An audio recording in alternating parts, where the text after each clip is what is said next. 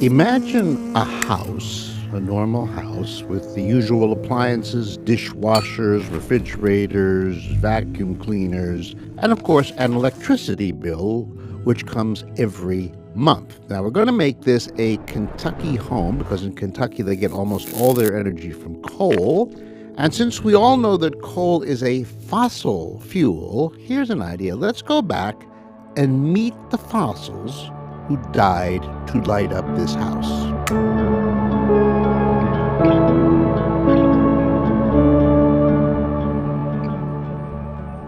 Well, we're going to have to go way, way back to the Carboniferous period. That's about 300 million years ago. And this here is a typical forest from that time. And this is a typical tree called a lepidodendron. Long, skinny little tree. They sprouted up as plants do, soaking in sunshine, absorbing carbon from the air so they could grow and grow and grow. And then, of course, they died to be replaced by another set of lepidodendrons that also grew and died, another that grew and died, and another that grew and died. So after millions and millions of years, the layers of all these dead plants pressed down one on top of the other, concentrating all that ancient carbon and ancient sunshine into a hard black rock that we call coal. So, just for the fun of it, let's say our house here in Kentucky uses roughly 1,000 kilowatt hours of coal-powered electricity in a month. That's about average. Can we figure out how many of those ancient trees are in effect being harvested to power this home for 1 month? Well, it turns out that 1,000 kilowatt hours, that's the electricity bill, comes from burning about a half ton of coal, which is the energy equivalent of 2 ancient trees, each one about 60 feet high. So that is what this home is burning every month, 2 old trees worth of carbon. Now, if we go for a year of electricity, that would be 24 of these trees. And then over a decade, over 10 years, we're up to 240 trees. And now you've kind of used up a mini forest of ancient energy just to power your home. And that does not include, by the way, the family car.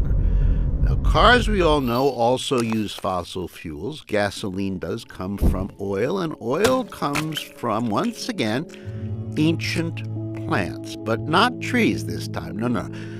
Oil comes from much, much teenier plant-like creatures, so small you can't see them with your eyes.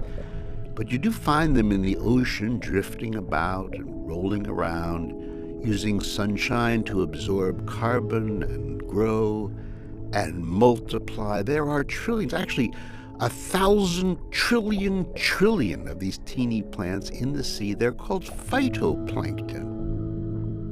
They're the basic food of the ocean, eaten by little guys and the big guys. And 100 million years ago, there were phytoplankton living in the oceans, and when they died, and their babies died, and the babies of those babies died, the ocean bottoms were gradually littered with sunshine-rich remains, creating a layer of stored carbon that, under pressure from the mud above and the heat below, compressed first into rock and then, under even greater pressure, turned into a black liquid that we now call oil.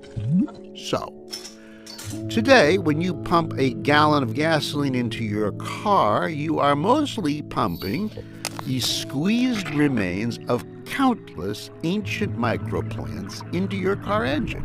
Well, actually, no, they're not really countless because we can count them based on their carbon content. So we calculate that when you turn on the engine and step on the gas and go, for every inch of highway you are crunching 20 billion ancient plants through your car engine. That is 20 billion for every highway inch. So if your grandma lives a mile down the road, that works out to 1,255 trillion plants giving up their energy to move you to grandma's, who, when she turns on the lights to say hi, she's using energy from ancient trees. So we are constantly using carbon that's been locked in the ground for millions of years, digging it up and putting it back to work.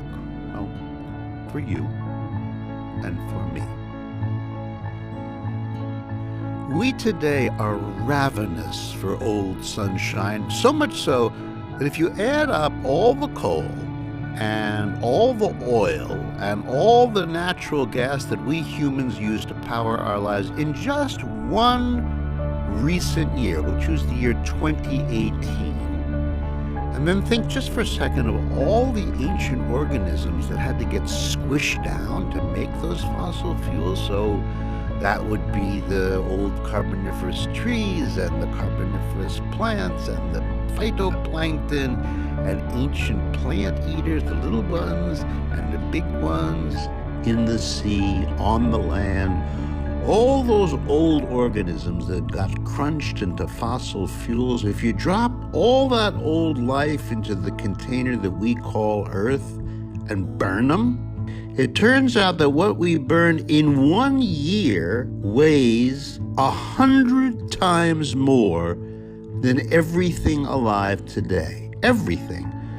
All the living whales and the elephants and the forests and insects and grass and crops and birds and fish and people, dogs and cats. Add up all the carbon in everything alive now, and still, in 1 year, we burned 100 times more. Or to put it another way, we humans gobbled up 100 Earths worth of ancient life. That's 55 trillion tons of ancient carbon in a single year.